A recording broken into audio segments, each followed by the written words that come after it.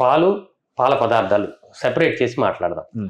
పాలు భారతదేశంలో 20 ఏళ్ళ తర్వాత 20 ఇయర్స్ వయసు తర్వాత పాలు అరిగించుకునే కెపాసిటీ 60% మందిలో తగ్గిపోతుంది. మీరు అన్నట్టు ఎంజైమ్ డెఫిషియన్సీ 60%లో ఉంటుంది.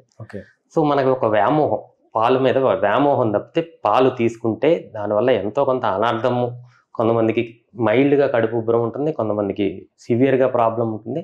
ప్లస్ దానిలో ఉండే protein very minimum, less than 20 years, yes more than 20 years పాలు తాగకపోయినా పర్వాలేదు.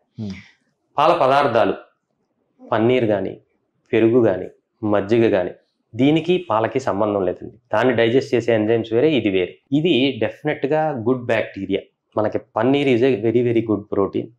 వెజిటేరియన్లో బెస్ట్ ప్రోటీన్ ఏదన్నా ఉంది అంటే దట్ ఈస్ పన్నీర్. సో దాన్ని అవాయిడ్ చేయొద్దనే సజెస్ట్ చేస్తాను. పెరుగు, మజ్జిగ very well good source of probiotic, good bacteria. వీటిని కంపల్సరీ అవాయిడ్ చేయొద్దు. పాలు డెఫినెట్గా అవాయిడ్ చేయొద్దు. మీరు తీసుకునే అదే మందులు, అదే నాణ్యమైన మందులు మెడ్ ప్లస్ బ్రాండ్స్ పై సగం ధరకే.